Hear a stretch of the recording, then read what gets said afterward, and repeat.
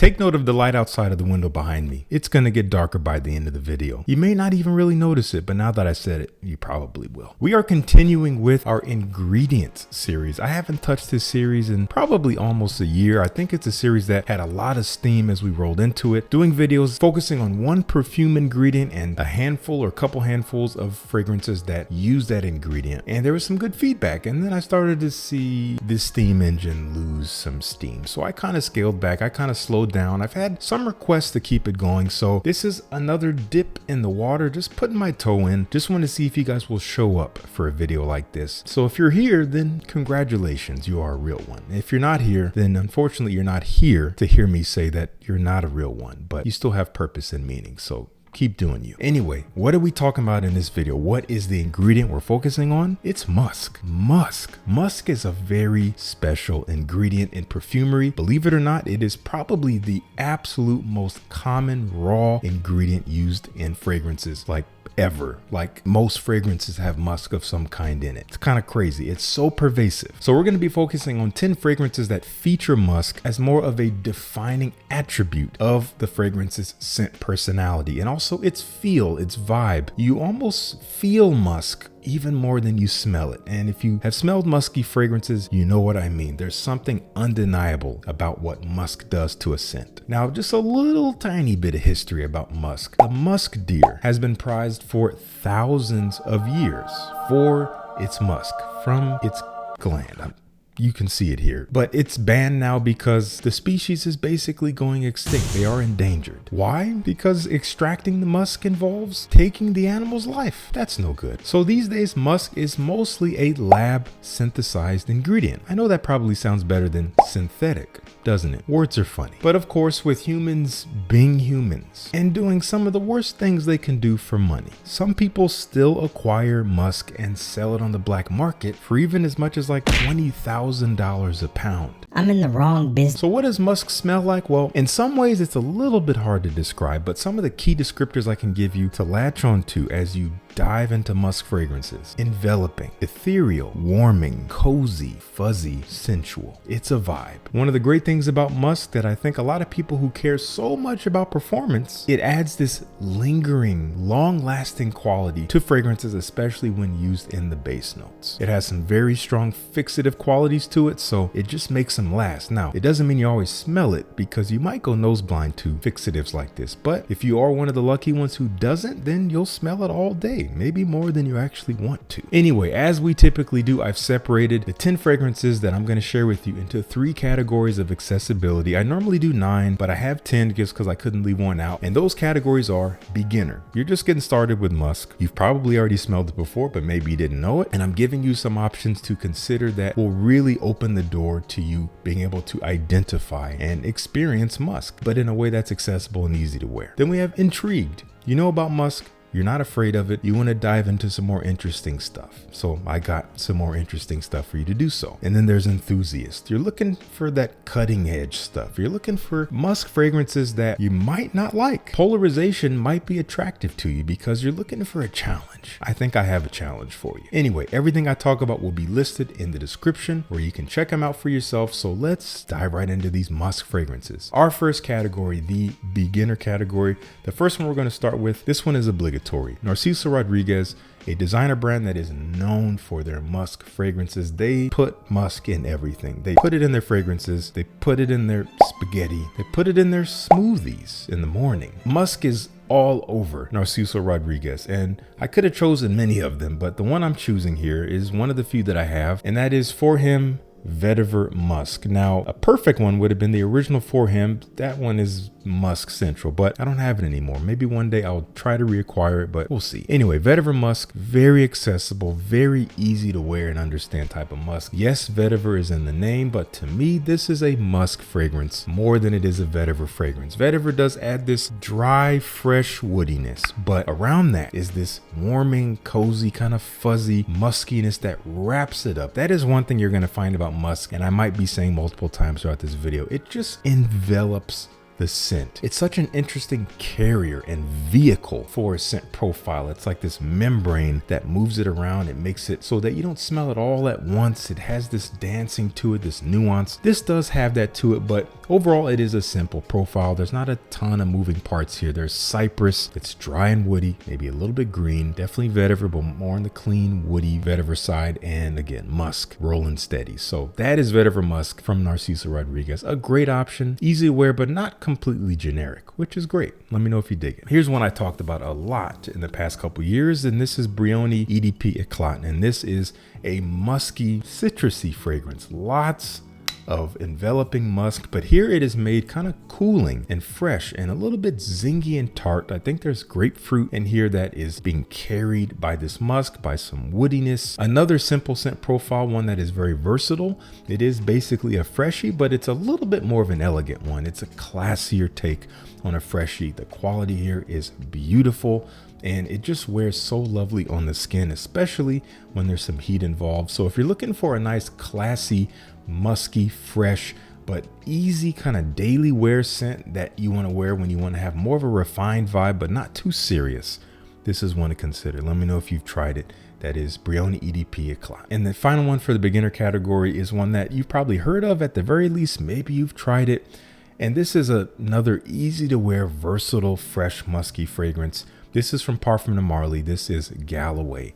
Galloway is fresh, spicy, peppery musk. It has this clean white smell. I think white is the perfect color for this bottle. It's like a fresh white t-shirt or like fresh white linens and laundry and things like that. But there's a little bit of texture here with that spiciness. It does add a little bit of prickly quality to it. It smells kind of like clean guy in a way, like you showered. That's a good thing. Keep doing that. But it is a little bit more interesting than just a basic shower gel fragrance. It's a good one. I'm glad I finally got this in my collection after some reluctance, but it's one that I'll get a lot of wear out of when I want an easy, no-brainer, fresh, musky fragrance with a little bit of depth to it and definitely a whole lot of likability. That is Galloway from Parfums de Marly. Let's start off the intrigue category with a little bit of a deeper dive into a muskiness, into just more interesting scent profiles that are not simply for the beginner, but this one is by no means hard to understand or hard to enjoy, but it may not be for all of you guys. From Zaharoff, Precious Treasure. What a fragrance. This is such an interesting scent because I've seen such a range of experiences about this one in terms of what people have reported. Some people report this to be kind of overwhelmingly powerful, and it does have some ingredients that would actually lend itself to that. It has these long-lasting synthesized ingredients like orchanox and like what they call a skin musk accord and things like that. This ambery, warm earthiness that lingers and pushes and kind of overwhelms again. But also some people say that they can't really smell it that much. I'm in that camp. I think it's orchanox. I'm learning the more I've encountered orchanox or fragrances that have it, when I smell those fragrances, they're fleeting to me. I don't really smell them. I can't pick them up strongly. It's just like I'm getting fragments of it or just like a hollow shell of the scent. So honestly, my experience with this is that it wears very ethereally. It is primarily a Bushman's Candle forward fragrance. That is what is defining this kind of sweet, warm, balsamic, almost ambery quality with this earthy, dusty, warm woodiness. But around all of that, for me, the way that this fragrance moves and behaves on my skin, it's a musky fragrance. The musk is not overt here, and especially not at first, but the way this dries down after the opening is worn off after the first half hour or so, it behaves like this warm, earthy, musky fragrance that really smells like nothing else I've tried. But once again, you might not like this. As we move through the ranks here as far as these levels of accessibility, what is going up is the chance that you may not actually dig the fragrance. And that's just how perfumery goes. That's just how taste goes. Let's be real. So I really enjoy it, even though I don't smell it all that strongly after the first hour or so. I know it's still there because my wife smells orchanox a little bit better than me. So she smells it on me even 7-8 hours later. She says it smells nice.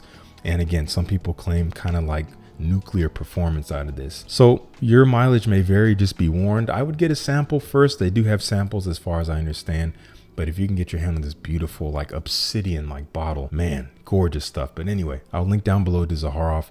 Let me know if you've tried Precious Treasure. This is called Kashmir, and you'll see in the note breakdown, Cashmerean. Cashmerean is a synthetic ingredient that does have a pretty pervasive, musky, warm, almost woolly wood type of feel to it. So this does behave like a musky fragrance. I do get these florals in there, a touch of a sweetness, a warm spice, and this dry woodiness. But man, the muskiness, you feel it in the nose. It just kind of tingles and tickles and almost just lingers in your nostrils after you've already smelled it. Again, you know it when you smell it because you kind of feel it. This is a special scent profile. It might be one, again, that kind of rides the line for some of you guys. For some, it's just like maybe a little strange. Maybe you're not sure how you would wear it. I just find it to be really beautiful. And the muskiness, again, the way that the scent carries, I can't get enough of it. I love this stuff. Kashmir from Ormonde Jayne. Now, strangely enough, this next fragrance could be in the enthusiast tier, but I don't necessarily consider it to be a very hard to wear, understand fragrance, but it is definitely polarizing, primarily because of the bottle that it's in and the brand that it comes from. If this came from a different brand, there wouldn't be so much hoopla and fuss about this, but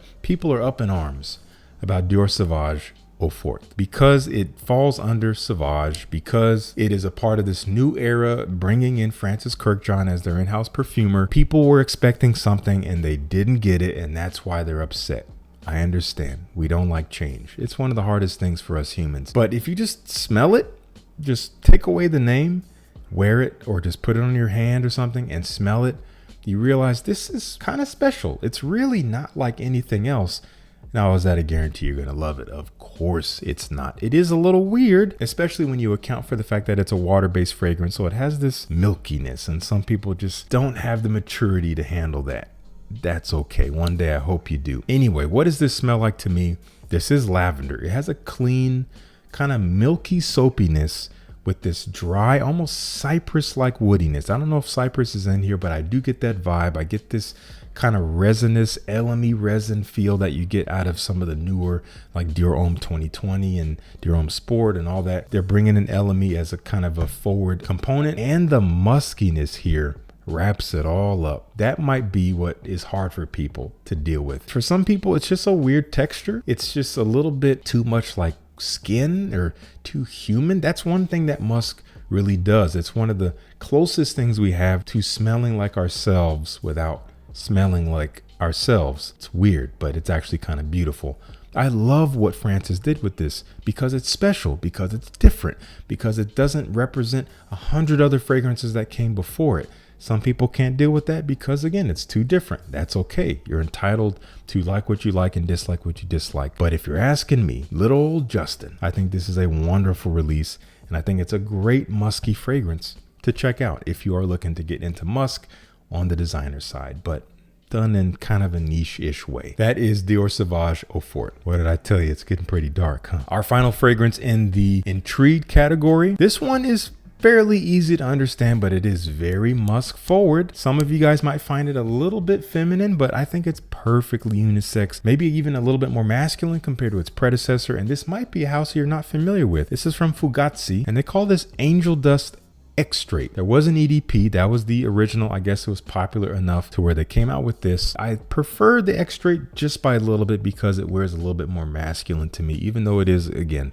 perfectly unisex. The vibe I get out of this is definitely musky, definitely this fuzzy, cozy, ethereal feel. It's a little bit sweet in almost a fruity way, almost like a pear, but I don't think there's pear in here. I think the only real fruit is perhaps bergamot or something, which can be kind of fruity depending on its treatment. It's kind of spicy, warm, ethereal, transparent, but present and dense and kind of strong all at the same time. And again, a little bit of this like almost fruity, floral-ish sweetness. It's nice. It doesn't smell very natural. A lot of ambroxan in here, a lot of cashmere, and sweeping it up, enveloping it, making it super musky as it's intended to be. So it's a very modern perfume, so to speak, but it's well done. I enjoy it. Not getting a ton of wear out of it these days because it is pretty particular, but I respect that too. Doesn't smell exactly like anything else that I have. Anyway, that is Fugazzi Angel Dust Extrait de Parfum. I want to know what you think if you've tried this. All right, let's move to our final category. This is the enthusiast tier. You ready for a challenge? I have one for you. This one sneaks up on you. At first sniff, a lot of you guys will probably enjoy this. In fact, I hope you do. I love this stuff. But if you overspray this, if you're irresponsible with this fragrance, it will clap back. It will punish you. You have been warned. This is B-612 from Nishane, a lovely, modern, contemporary take on the fougere, on kind of a barbershop-ish aromatic fougere, very masculine, clean, lavender, woodiness, brightness, just kind of this gentlemanly sophistication, but Kashmir is such a major player, I think, along with some cypress. Cypress can be a little bit of a polarizing wood because it can be very dry, especially when there's a lot of it. There's quite a bit of it here, but there's even more Kashmir. Kashmir can rub some people the wrong way. It is such an intense, cozy, woody, warm, again, wool-like muskiness. And if you overspray this stuff, it will choke you out. It's a strong fragrance and it gets stronger exponentially with every spray. That's my experience. One spray, it's really, really nice. 2 sprays, pretty strong. 3 sprays, you're done. The room has evacuated. I know some of you guys can relate to this. I know some of you guys have made this mistake because I have made it too. But all that being said, it is a beautiful and very unique take in this genre, and it features musk in such a wonderful way. Very, very integrated, but still kind of at the forefront in defining the scent. That is Nishane B-612. We got a brand new fragrance from this year, 2025. My first fragrance I've ever owned from Orto Parisi, a brand I know a lot of you guys know and love. I'm still making up my mind about it. I've worn it one time and I enjoy it. It was a little bit too strong for me. It was a little bit too present and for way too long. I smelled it like for 13 hours and I'm like, oh, I get it. Okay. So some of you guys will buy it just for that, but it is a beautiful scent, maybe not the most unique, but really nice and definitely features musk very well. This is called Risvelium. Again, their, I guess, newest release from 2025. And this is this fruity, citrusy musk. I get a lot of like sharp grapefruit, maybe a touch of pineapple. So it's tart, marginally sweet and fruity, but it is so musky. The musk just carries the scent like a comet, and it just never stops. It is pervasive, it is very long lasting, and you just don't ever stop smelling it. You will smell it all day long. If that's what you want, you'll find it here. For me, I just honestly get tired of fragrances.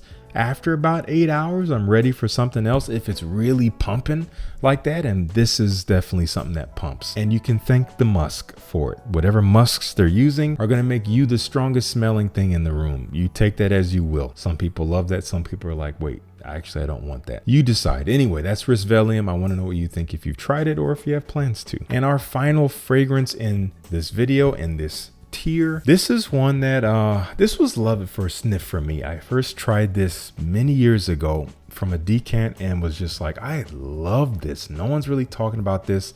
It was then discontinued. I don't think you can find it all that much anymore. I got it from FragBuy. They happen to get some stock in.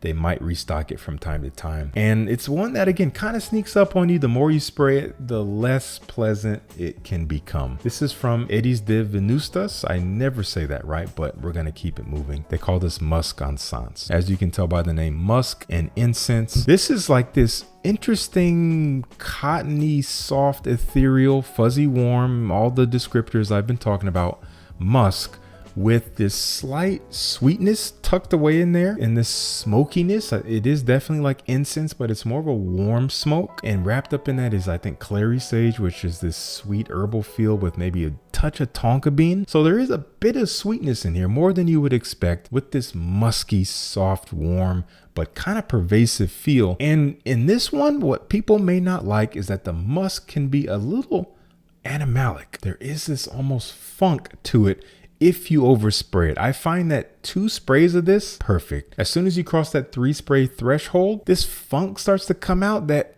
might smell stinky to you. You might not like it. you have been warned, but you may not even get that. I get that. I've seen other people get that. Again, your mileage may vary, but I think it's a lovely representation of musk, and unfortunately not that easy to find. If you can find it, I think it's kind of a gem. A simple scent, but a very special one. Smells like nothing else that I've really tried. And I find it to be very elegant, but also easy. It's something that you could wear casually as kind of a signature. It could just define your vibe, or you can wear it a little bit more dressed up if you want to do that. Anyway, that is Musc Encense from Aedes de Venustas. That's all the fragrances I wanted to share with you. You can try them all at the links below. And I want to thank you so much for tuning in. Peace. I'll see you in the next one.